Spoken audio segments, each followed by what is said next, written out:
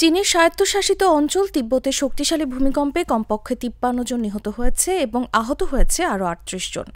মার্কিন ভূতাত্ত্বিক জরিপ জানিয়েছে, রিক্টার স্কেলে ভূমিকম্পের মাত্রা ছিল ৭.১। স্থানীয় সময় মঙ্গলবার সকালে ভূমিকম্পটি আঘাত হানে। রাষ্ট্রীয় সংবাদ মাধ্যম এই তথ্য নিশ্চিত করেছে। শক্তিশালী ওই ভূমিকম্পে এখন পর্যন্ত ৬২ জন আহত হয়েছে। চীনের ভূমিকম্প নেটওয়ার্ক সেন্টার জানিয়েছে, স্থানীয় সময় সকাল ৯টা ৫ মিনিটে ভূমিকম্পটি অনুভূত হয়। এর গভীরতা ছিল ১০ কিলোমিটার। এদিকে তিব্বত ছাড়াও নেপাল এবং ভারতের বেশ কিছু অংশেও ভূমিকম্প অনুভূত হয়েছে। প্রধান ভূতাত্ত্বিক ফল্ট লাইনে অবস্থানের কারণে এই অঞ্চলে ভূমিকম্প বেশ সাধারণ ঘটনা হয়ে দাঁড়িয়েছে। শিগাতস্তের শহরটি তিব্বতের অন্যতম পবিত্র শহর হিসেবে বিবেচনা করা হয়। চীনের রাষ্ট্রীয় প্রচার মাধ্যম জানিয়েছে, শক্তিশালী ভূমিকম্পে ১,০০০-এর বেশি বাড়িঘর ক্ষতিগ্রস্ত হয়েছে।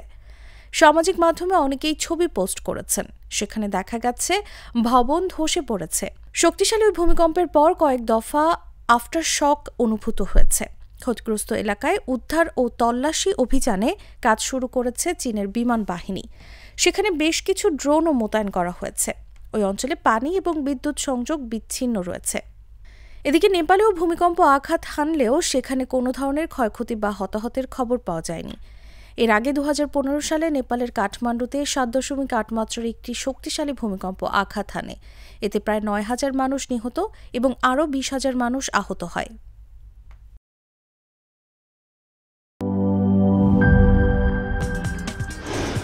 কি boss, vital match, tough opponent, tension? Come on bro, অপোনেন্টকে নিয়ে ভাবার সময় আছে। আসল অলরাউন্ডারের কাজই তো হলো যে কোনো টাফ সিচুয়েশনে টিমকে অলরাউন্ড প্রোটেকশন দেওয়া। জাস্ট লাইক মাই টাইলক্স, যার অ্যান্টিব্যাকটেরিয়াল এজেন্ট টয়লেটের কোনায় কোনায় পৌঁছে ৯৯% জীবাণু ধ্বংস করে, টয়লেটের কঠিন দাগ ও দুর্গন্ধ দূর করে টয়লেটকে রাখে ক্লিন আর সুবাসিত। টাইলক্স টয়লেট ক্লিনার, ক্লিন মানেই টাইলক্স।